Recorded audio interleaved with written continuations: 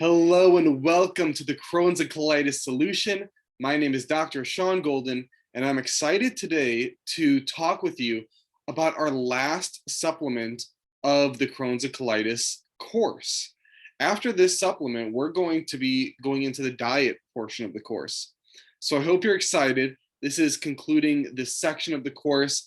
But before we jump into the diet part, I just want to remind you that if you haven't been experimenting with these supplements yet, I highly encourage you to do that because they can really make a really big difference in the quality of your life.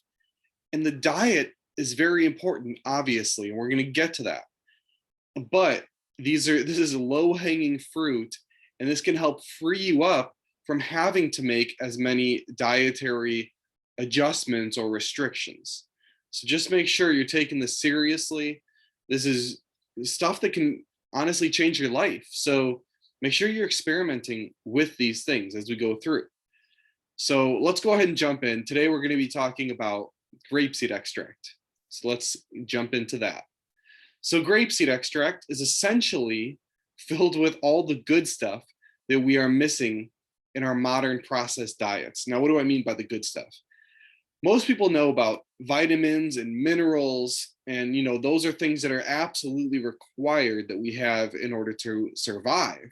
If we're completely missing one of most of the vitamins and minerals, then we usually can't survive. So those things are important.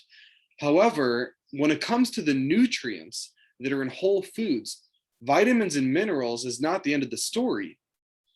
You see, when you look at whole fruits, whether it's berries, fruits, nuts, dark chocolate, legumes, cocoa, all of these whole foods that are naturally found in our diet are all filled with what are called phytonutrients or polyphenols.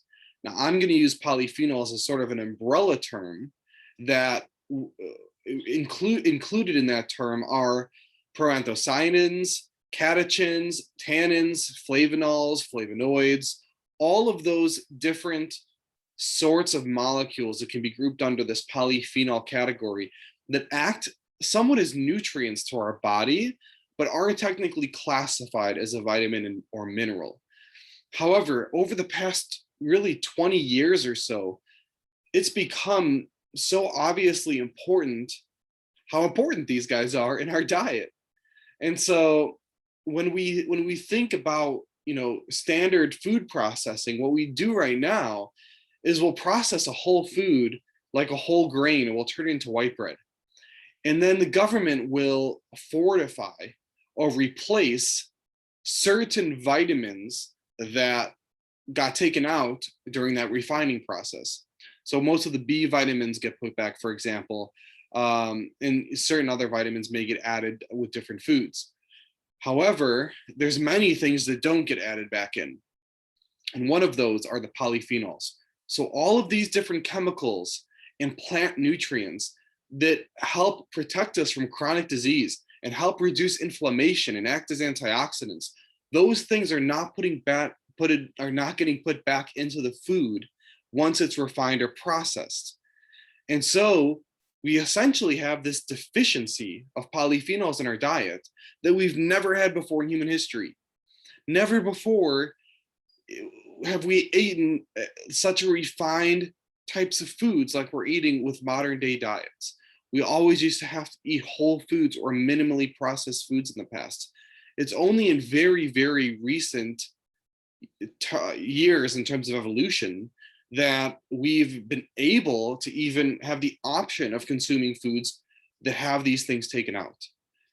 And when we don't consume these polyphenols, bad things can happen because they really help protect us from certain chronic diseases and from chronic inflammation.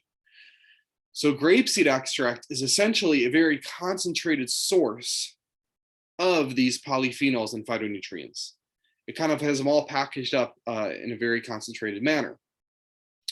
So we're going to get a little bit more into what these things can do, but just know from the beginning that this isn't technically like an additional add-on supplement. This is something that really we should be having in our diet already.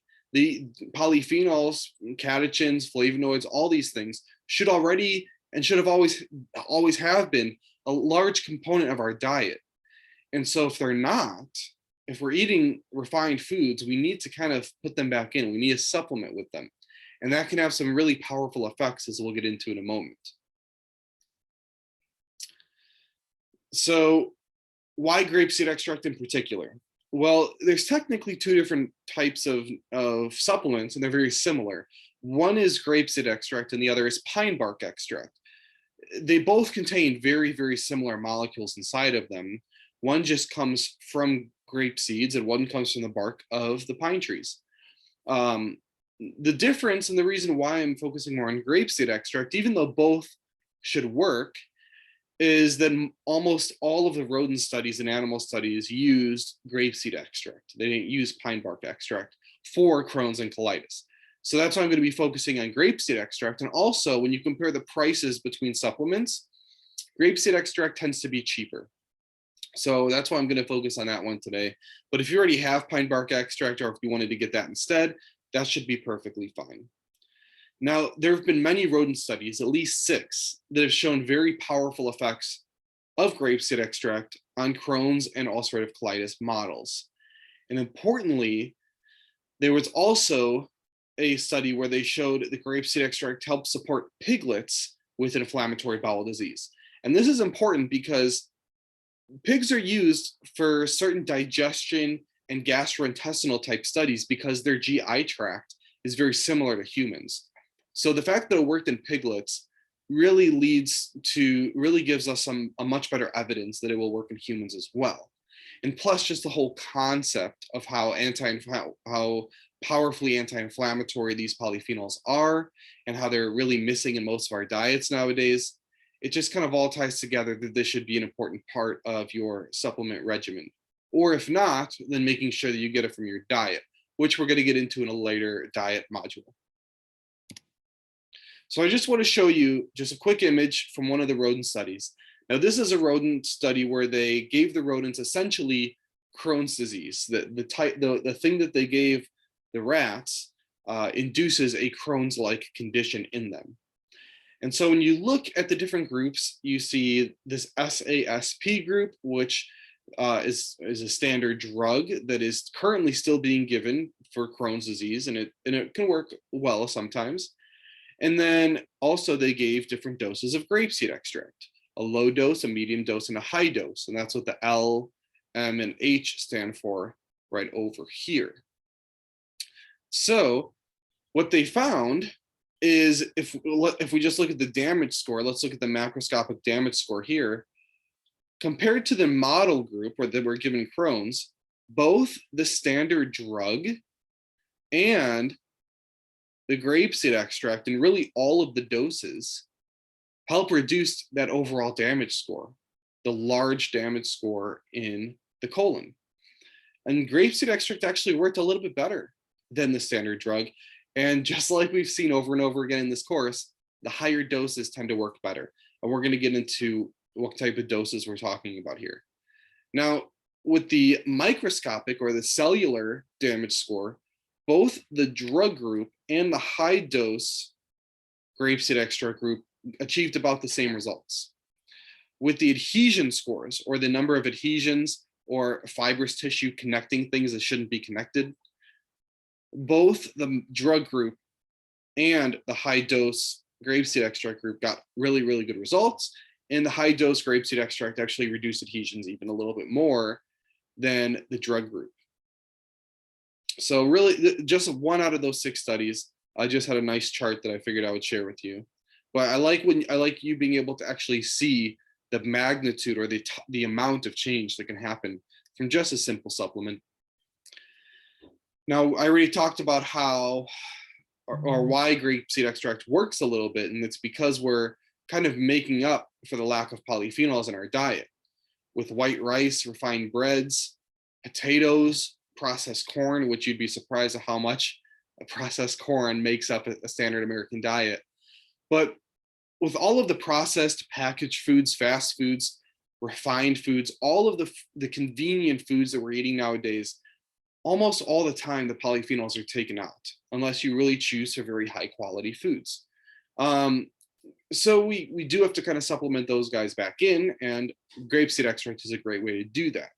Now, what technically is grapeseed extract in the gut? Like, what role does it play there? Well, I'm sure most of you have heard about probiotics. Probiotics are actual bacteria that you take usually in a pill form, sometimes with fermented food, and it replenishes beneficial bacteria into the gut. Now, that's a good thing because with probiotics, when you increase the good bacteria in the gut, it outcompetes other types of bacteria, including bad bacteria or pathogenic bacteria. So the more good bacteria that we can have in our gut, and the better that we can make our environment of our gut to be not hospitable for bad bacteria, meaning it's hard for bad bacteria to survive in our gut, then the better chances we'll have of having a great microbiome where we have a lot of good bacteria and not too much bad bacteria. And along with that, just a diverse array of bacteria as well, because the more diverse the bacteria tends to be better as well. So that's probiotics. Then there's prebiotics, which are really fibers or non-digestible carbohydrates that act as food for bacteria. So whenever you eat fiber, you take a fiber supplement, or you eat food that has fiber in it, like nuts, fruits, whole grains, legumes, things like that. They're going to feed the bacteria in your colon. However, if all that you're putting in your body is fiber, that food will indiscriminately feed bacteria. It won't direct the food to go to one type of population versus another. So whatever you have growing in your colon can eat that food. And that's where symbiotics come in. Grapeseed extract is a symbiotic. All of these polyphenols and flavonoids and all of this category of phytonutrients, they act as symbiotics. They help to regulate which bacteria can thrive and which bacteria have a hard time growing. And so because we've evolved with these polyphenols for millennia, we've evolved with them so that when we eat them, they help encourage the good bacteria to thrive and the bad bacteria not to be able to thrive. And so sometimes people find when they have inflammatory bowel conditions like IBS or Crohn's that fiber can sometimes actually make them worse. And a lot of the time that's because they're just feeding indiscriminately. They're feeding whatever's in there. They're feeding bacteria, and a lot of that bacteria can already be pathogenic or bad bacteria. So we don't necessarily want to just load the body with fiber, but what we want to do maybe first is take a symbiotic like grapeseed extract that can help modulate the microbiome so that we get more of the good guys thriving and more of the bad guys being inhibited. And then we can start eating some whole foods that have some natural soluble fibers in them so that you get this combination of good fibers with these polyphenols that can work together as a prebiotic and as a symbiotic to help increase the good bacteria and decrease the bad bacteria and help overall balance your colon microbiome, which will help regulate inflammation, inhibit tissue damage, all that stuff. So we'll get into how to do more of that in a later diet module. But as far as a supplement goes, grapeseed extract is a great symbiotic that will help modulate your microbiome in this beneficial way over time without you having to rely on continuously replenishing with probiotics and possibly causing some problems with too much fiber as a prebiotic. Now, polyphenols also can drastically inhibit inflammation, especially with meals. Now, I want to go over this real quick. This study didn't use grapeseed extract. It used fresh orange juice. So you might be saying, why am I talking about this when we're talking about grapeseed extract? And it's because the type of food isn't really important. The important part is that they used orange juice as a source of polyphenols. That's the important part. All of these polyphenols, while there are certain minute differences between them, when you take something like grapeseed extract or most whole food, there's such a wide array of polyphenols in there that you're not going to be focusing on just one. And the polyphenols all work together anyway. You don't want to take just one polyphenol. You want to take hundreds, different molecules, different compounds that are all grouped together as tons of different polyphenols in the food or supplement. And that's what grapeseed extract is. And orange juice is similar. It has tons of different polyphenols as long as it's real, fresh orange juice, which is what they use in the study, not the store-bought from concentrate that hardly has any polyphenol still left in it. Fresh squeezed orange juice was used in this study. So we're going to look at this because it gives a very good visual to help you understand the importance that having polyphenols with your food can make in your body.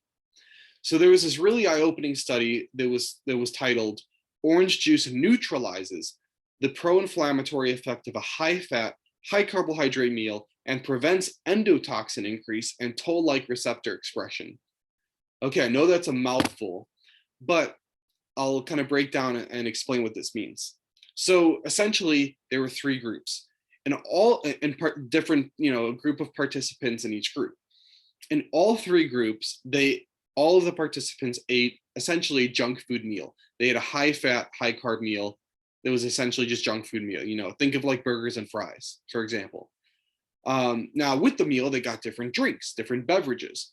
One group got water, one group got fresh orange juice, and one group got a sugar drink with equal calories to the orange juice. And they wanted to compare that because, orange juice has sugar in it and also its calories, whereas water doesn't. So they wanted to kind of compare that to a different group to equalize the calories and the sugar. And they wanted to compare what happened with the inflammation levels in the body with the 3 different drinks. And what they found was actually really surprising, not in that it had an effect, but in how large the effect was. The junk meal on its own with water and with the sugar drink significantly increased inflammation in multiple markers. And only fresh orange juice inhibited and really neutralized, almost completely neutralized, that increase in inflammation. So let's look at that picture in the next slide here. So what you see on the left here, on this left graph here, is plasma endotoxin concentration. Now, what does that mean? Well, when we eat junk food, when we eat high carbs, high fat together, and it's not whole food that comes with these polyphenols, it's just junk food, burgers, fries, refined food, all that stuff, chips, all that kind of stuff. What happens is certain parts of bacteria are able to actually get through our gut membrane and into our bloodstream. And some of those things, one of those things that go through is called endotoxin. It's also called lipopolysaccharide, or LPS. But what endotoxin is it's essentially the shell of gram-negative bacteria, typically bad bacteria in our gut. And that shell of the bacteria, when it's able to cross through the gut membrane, essentially somewhat of a leaky gut mechanism, it's able to leak through the colon because of the junk food meal and get into our bloodstream, that increases whole body inflammation. And you can see that in multiple markers. But on the left graph here, what they did is they actually measured the plasma or the blood endotoxin levels. So how much endotoxin was able to cross through the gut and get into the bloodstream. And what you see is in the circle, which is the water, and the triangle, which is the sugar drink, the junk food meal in both of those groups drastically increased the amount of endotoxin that was able to get through. Whereas this black triangle here is the orange group, or the orange juice group, and it significantly, almost completely neutralized the increase in endotoxin levels. Now, over on the right here, this TLR4 protein is essentially the receptor, or one of the receptors for endotoxin. And when endotoxin binds to its receptor, it sets off an inflammatory cascade in the blood and in the body. In different, usually in the liver, sometimes kidney, different organs. Now, it's not like it's, we do this every day, so it's not like it's going to kill you one time. But these if you eat meals like this day after day, it adds up. It's inflammation after inflammation after inflammation, essentially chronic inflammation. So this is the amount of that endotoxin receptor, its protein level. How much did that increase as a marker of inflammation after the meal? And we can see for the next, really, they stopped measuring at 5 hours, but it likely would have gone further than that. But we can see this general increase in inflammation in both the water and the sugar group, throughout the whole time, probably beyond the 5 hours. In the orange juice group, it completely neutralized it. In humans, it completely neutralized it with a simple glass of orange juice. Crazy, right? Crazy effects. So very, very strong effects here. I want you to understand the importance of what you're looking at now. What this is saying is by simply having polyphenols, which is essentially the only difference between the orange juice group and the sugar group, just having those polyphenols with that meal was able to inhibit completely multiple markers of inflammation with that meal. Really, really powerful stuff. Now, again, nothing special about fresh orange juice. They just use that as a source of polyphenols in the study because people are used to drinking orange juice. Now, what I don't want you to do is I don't want you to use this as a way to cheat and, have a bunch of, go out for burgers and fries and eat chips every night and be like, take your grapeseed extract or drink your orange juice and be like, oh, well, I'm protected from inflammation now. You can't think like that because essentially this was a very short-term study. They only measured it for 5 hours afterwards. Now the junk food will likely contribute long-term over and over again to increase inflammation in the body over the long term. But in the short term, the polyphenols can inhibit the inflammation from that meal. But it just goes to show that on top of trying to have a healthy diet, making sure you're getting enough polyphenols in your diet is a huge thing for preventing increases in inflammation and chronic inflammation. And like I said before, throughout our evolution, virtually every meal that had non-animal food in it, any meal that had any type of plants that you could think of, came filled with polyphenols. And that's what we evolved our entire evolution with. So unless that meal was only eating another animal, and that was it, every other meal had polyphenols in it. So, well, one thing I want to point out then with this is what that means is we don't get carbs from animals. Animals' sources of food usually don't give us carbs. We get carbs from plant food. So what that also means is that in the past, our whole evolution, whenever we had any carbs whatsoever, they came with polyphenols.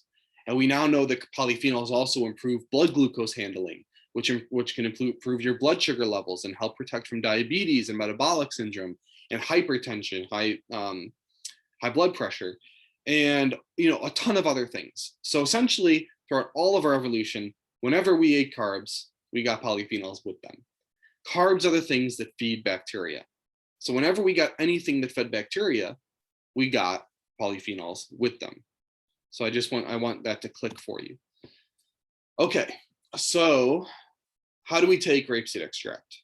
First off, it's a very, very safe supplement. Virtually no side effects reported with grapeseed extract. The usual dose you'll see is typically between 100 to 400 milligrams per day in pills. If we extrapolate, though, from the animal studies that got the best results, the more effective dosages would be around 2,000 to 4,000 milligrams per day, which is the same thing as 2 to 4 grams per day. This is going to be around like a teaspoon or so of grapeseed extract, so a lot more than you're going to get in most pills. Now, this dose may be too high for some people. I've taken this dose routinely, and I'm perfectly okay with it. But some people can have some issues with that high of a dose. So what I will say is, like most other things, just start low and then slowly experiment and work your way up and see what dose works best for you. But don't just take a 100 milligram dose and hardly see any effects and say, okay, well, grapeseed extract doesn't work. It probably won't work with that dose. Again, with the animal studies, the higher doses worked better. and you're going to have to get up to a higher dose if it's going to have that type of an effect for a chronic disease like Crohn's and ulcerative colitis. So it will involve some experimenting like a lot of the other supplements. I encourage split dosage instead of taking all of the dosage at once. So let's say you're going to take 2,000 milligrams today. You can take 1,000 in the morning, 1,000 a little bit later on. Always take it with food, just because if you take especially higher dose grapeseed extract without food, it's very likely to give you nausea. Whereas that hardly ever, almost never occurs with if you take it with food. Taking too large of a dose right from the start when you've never taken it before can sometimes give you a headache. And that's because of how it increases nitric oxide. It can increase what's called nitric oxide in the body, which is a good thing for your arteries, but that increase in dilation, how it increases the arteries to dilate, sometimes that can give people a headache if they take too much too soon. So again, just start low and work your way up, and you'll avoid that. Some supplements standardize for what are called OPCs, and this just ensures that you're getting some smaller chains instead of all large chain polyphenols or proanthocyanidins in your supplement. The shorter chains do absorb better, and so they are a little bit higher quality. However, the price tends to go up drastically with them as well, and it's not always needed to have the benefits from it. So you don't necessarily need to get a brand that standardizes for OPCs. However, if you got a brand and it didn't seem to work and you want to try a different one, then the next one to try would be a brand that standardizes for OPCs. And it will say that right in the label. If you look on the nutrition facts, it'll say, standardized for OPCs, 90%, 95%, something like that. Whereas if it doesn't standardize for OPCs, it'll say standardized for proanthocyanidins, 95%. Okay, so that's just general proanthocyanidins. It'll have to say OPCs in order to standardize for the shorter chain version, which can absorb a little bit better. But again, not necessarily needed.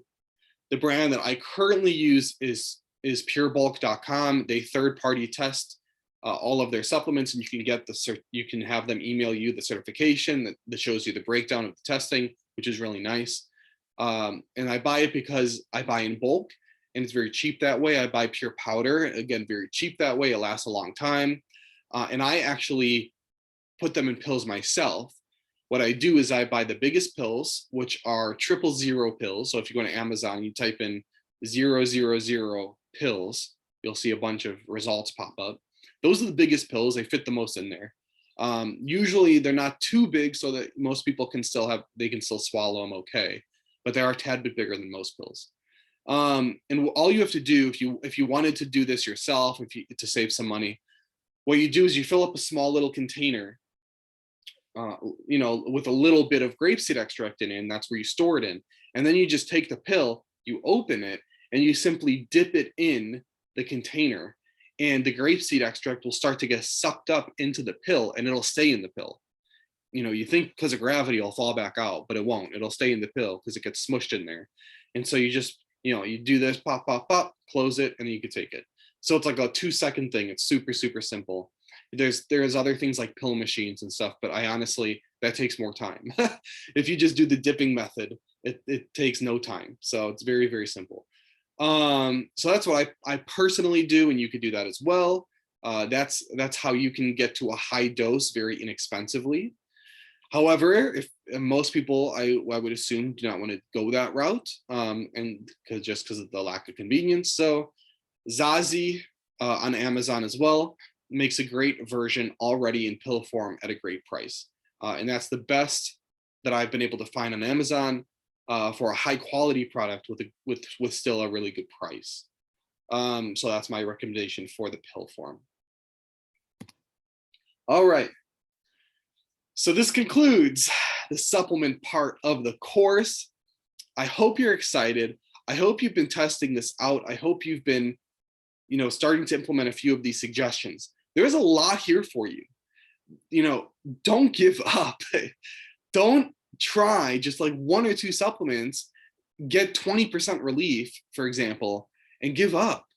There's so much here for you. There's so much that can help you improve. For some people, the supplement part of this course is all that they're going to need. So don't give up on the supplements. Experiment, see what works for you. Try out different supplements, try out different dosages, work with your healthcare provider to make sure it's safe with your current medication and all of that. But if they won't let you experiment, find a different practitioner and then work with them, because this is your health we're talking about here. This is something vitally important. This is something that, like, if it was possible for this to be a thing of the past for you, wouldn't that be huge?